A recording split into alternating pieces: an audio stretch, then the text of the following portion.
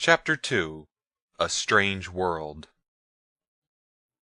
I was unconscious little more than an instant, for as I lunged forward from the crossbeam to which I had been clinging, and fell with a crash to the floor of the cabin, the shock brought me to myself.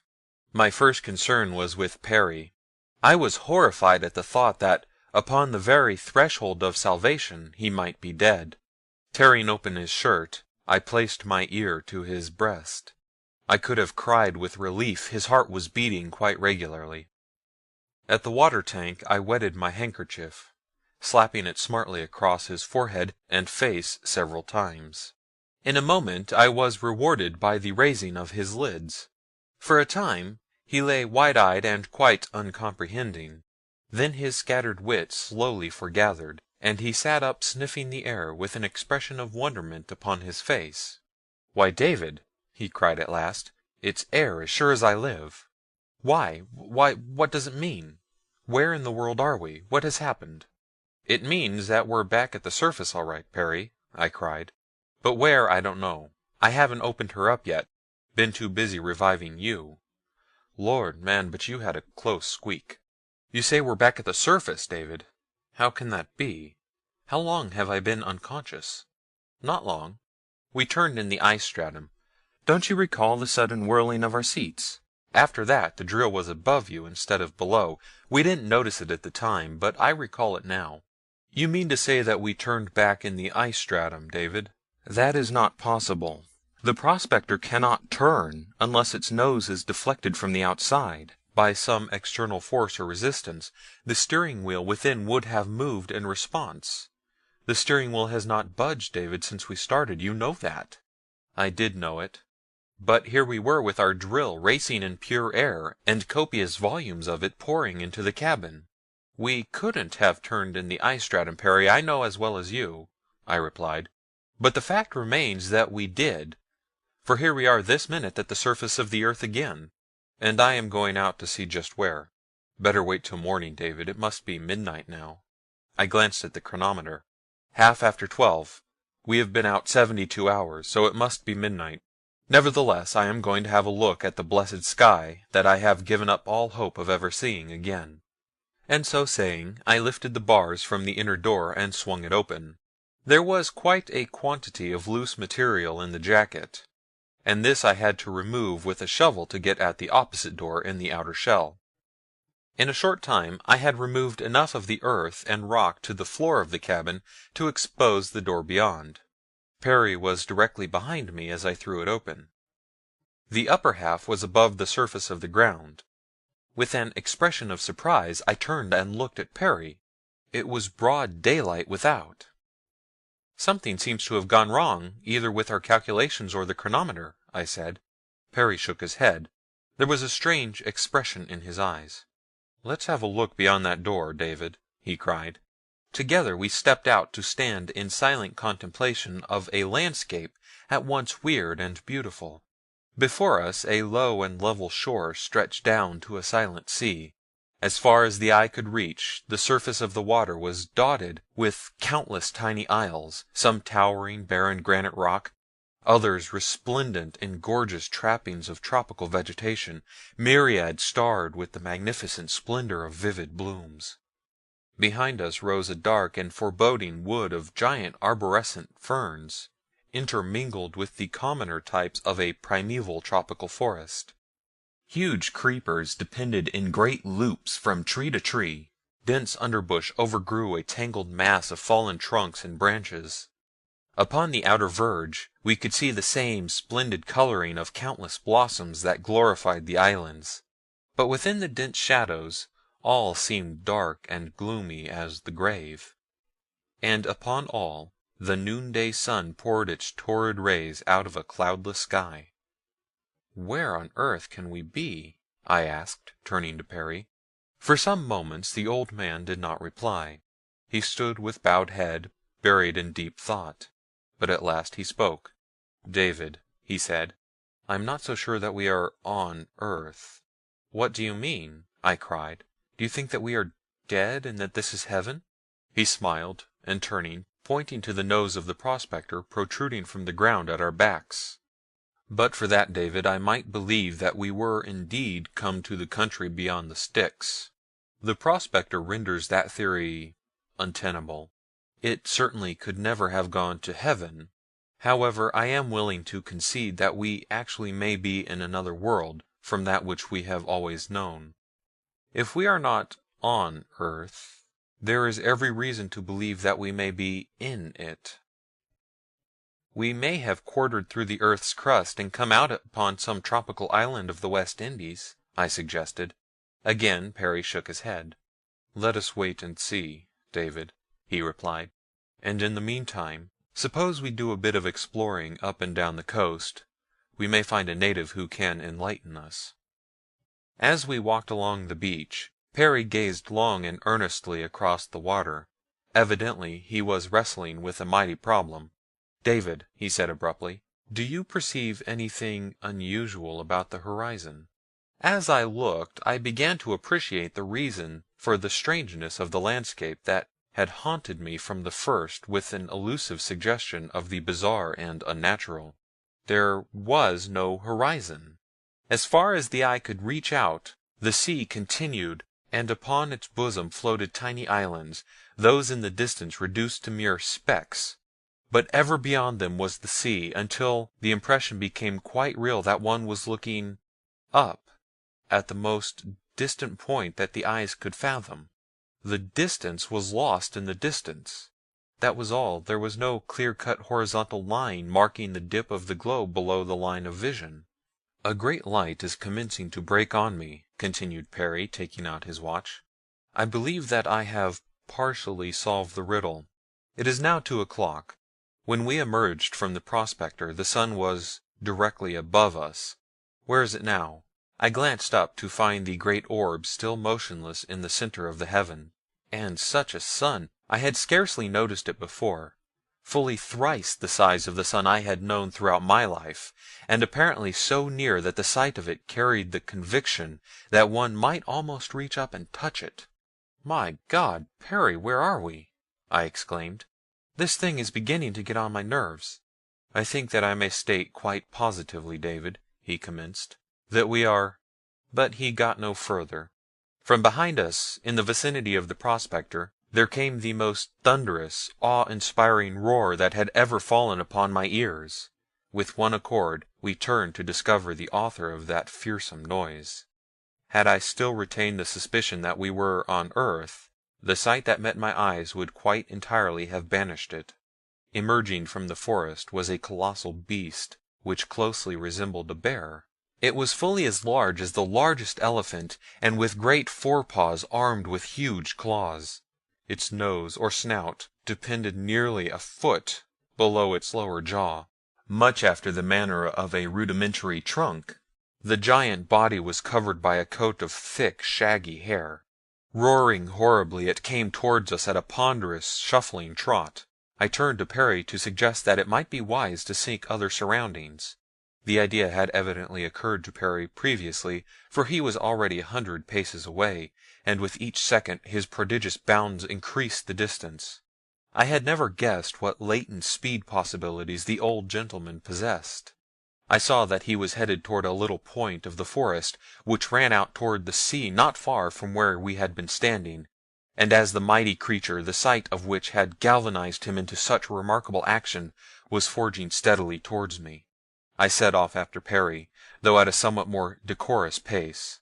It was evident that the massive beast pursuing us was not built for speed, so all that I considered necessary was to gain the trees sufficiently ahead of it to enable me to climb to the safety of some great branch before it came up. Notwithstanding our danger, I could not help but laugh at Perry's frantic capers as he essayed to gain the safety of the lower branches of the trees he had now reached. The stems were bare for a distance of some 15 feet, at least on those trees which Perry attempted to ascend, for the suggestion of safety carried by the larger of the forest giants had evidently attracted him to them. A dozen times he scrambled up the trunks like a huge cat, only to fall back to the ground once more, and with each failure he cast a horrified glance over his shoulder at the oncoming brute, simultaneously emitting terror-stricken shrieks that awoke the echoes of the grim forest. At length he spied a dangling creeper about the bigness of one's wrist, and when I reached the trees he was racing madly up it, hand over hand. He had almost reached the lowest branch of the tree from which the creeper depended, when the thing parted beneath his weight and he fell sprawlingly at my feet. The misfortune now was no longer amusing, for the beast was already too close to us for comfort. Seizing Perry by the shoulder, I dragged him to his feet, and rushing to a smaller tree, one that he could easily encircle with his arms and legs, I boosted him as far up as I could, and then left him to his fate, for a glance over my shoulder revealed the awful beast almost upon me. It was the great size of the thing alone that saved me. Its enormous bulk rendered it too slow upon its feet to cope with the agility of my young muscles, and so I was enabled to dodge out of its way and run completely behind it before its slow wits could direct it in pursuit. The few seconds of grace that this gave me found me safely lodged in the branches of a tree, a few paces from that in which Perry had at last found a haven. Did I say safely lodged? At the time I thought we were quite safe, and so did Perry.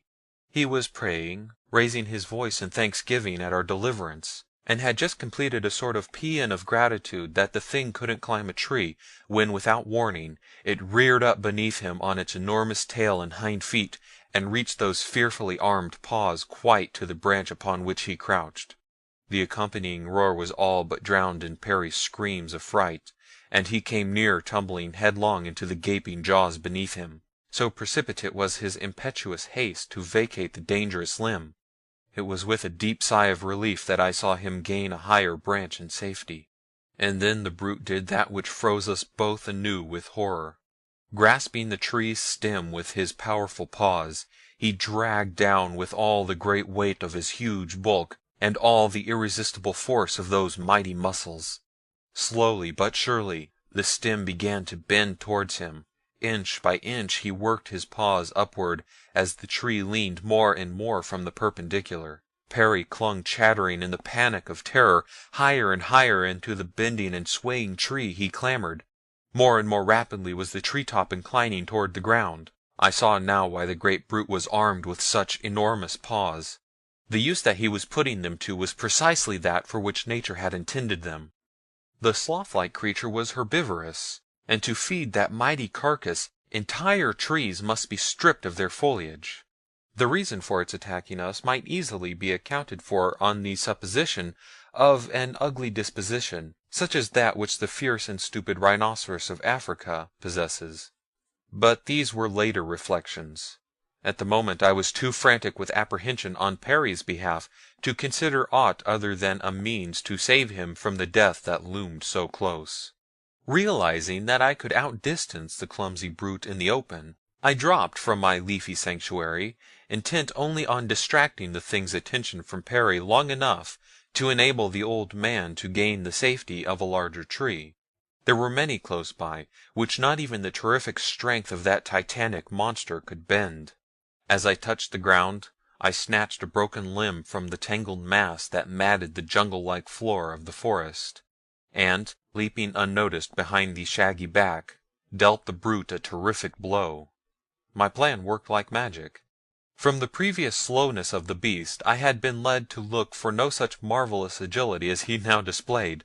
Releasing his hold upon the tree, he dropped on all fours and at the same time swung his great wicked tail with a force that would have broken every bone in my body had it struck me. But fortunately I had turned to flee at the very instant I had felt my blow land upon the towering back. As it started in pursuit of me, I made the mistake of running along the edge of the forest rather than making for the open beach. In a moment I was knee-deep in rotting vegetation, and the awful thing behind me was gaining rapidly as I floundered and fell in my efforts to extricate myself. A fallen log gave me an instant's advantage, for climbing upon it I leaped another few paces farther on, and in this way was able to keep clear of the mush that had carpeted the surrounding ground. But the zigzag course that this necessitated was placing such a heavy handicap upon me that my pursuer was steadily gaining upon me. Suddenly, from behind, I heard a tumult of howls and sharp piercing barks, much the sound that a pack of wolves raises when in full cry. Involuntarily I glanced backwards to discover the origin of this new and menacing note, with the result that I missed my footing and went sprawling once more upon my face in the deep muck. My mammoth enemy was so close by this time that I knew I must feel the weight of one of his terrible paws before I could rise. But to my surprise the blow did not fall upon me. The howling and snapping and barking of the new element which had been infused into the melee now seemed centered quite close behind me, and as I raised myself upon my hands and glanced around, I saw what it was that had distracted the deerith, as afterward I learned the thing is called, from my trail. It was surrounded by a pack of some 100 wolf-like creatures, wild dogs they seemed, that rushed growling and snapping in upon it from all sides, so that they sank their white fangs into the slow brute, and were away again before it could reach them with its huge paws or sweeping tail. But these were not all that my startled eyes perceived. Chattering and gibbering through the lower branches of the trees came a company of man-like creatures, evidently urging on the dog pack. They were to all appearances strikingly similar in aspect to the Negro of Africa. Their skins were very black, and their features much like those of the more pronounced Negroid type, except that the head receded more rapidly above the eyes, leaving little or no forehead. Their arms were rather long, and their legs shorter in proportion to the torso than in man. And later I noticed that their great toes protruded at right angles from their feet, because of their arboreal habits, I presume. Behind them trailed long, slender tails, which they had used in climbing quite as much as they did either their hands or feet. I had stumbled to my feet the moment that I discovered that the wolf dogs were holding the deerith at bay. At sight of me several of the savage creatures left off worrying the great brute to come slinking with bared fangs towards me, and as I turned to run towards the trees again to seek safety among the lower branches, I saw a number of man-apes leaping and chattering in the foliage of the nearest tree. Between them and the beasts behind me there was little choice, but at least there was a doubt as to the reception these grotesque parodies on humanity would accord me, while there was none as to the fate which awaited me beneath the grinning fangs of my fierce pursuers. And so I raced on towards the trees, intending to pass beneath that which held the man-things and take refuge in another farther on. But the wolf dogs were very close behind me, so close that I had despaired of escaping them, when one of the creatures in the tree above swung down head foremost, his tail looped about a great limb, and grasping me beneath my armpits, swung me in safety up among his fellows. There they fell to examining me with the utmost excitement and curiosity. They picked at my clothing, my hair, and my flesh. They turned me about to see if I had a tail, and when they discovered that I was not so equipped, they fell into roars of laughter. Their teeth were very large and white and even, except for the upper canines, which were a trifle longer than the others, protruding just a bit when the mouth was closed. When they had examined me for a few moments, one of them discovered that my clothing was not a part of me, with the result that garment by garment they tore it from me, amidst peals of the wildest laughter. Ape-like they essayed to don the apparel themselves, but their ingenuity was not sufficient to the task, and so they gave it up. In the meantime I had been straining my eyes to catch a glimpse of Perry, but nowhere about could I see him, although the clump of the trees in which he had first taken refuge was in full view. I was much exercised by fear that something had befallen him, and though I called his name aloud several times, there was no response. Tired at last of playing with my clothing, the creatures threw it to the ground, and catching me, one on either side, by an arm, starting off at a most terrifying pace through the tree tops. Never have I experienced such a journey before or since. Even now I oftentimes awake from a deep sleep haunted by the horrid remembrance of that awful experience. From tree to tree the agile creatures sprang like flying squirrels, while the cold sweat stood upon my brow as I glimpsed the depths beneath, into which a single misstep on the part of either of my bearers would hurl me. As they bore me along my mind was occupied with 1,000 bewildering thoughts. What had become of Perry? Would I ever see him again? What were the intentions of these half-human things into whose hands I had fallen? Were they inhabitants of the same world into which I had been born? No, it could not be. But yet where else? I had not left that earth, of that I was sure. Still, neither could I reconcile the things which I had seen to a belief that I was still in the world of my birth. With a sigh I gave up. Chapter 3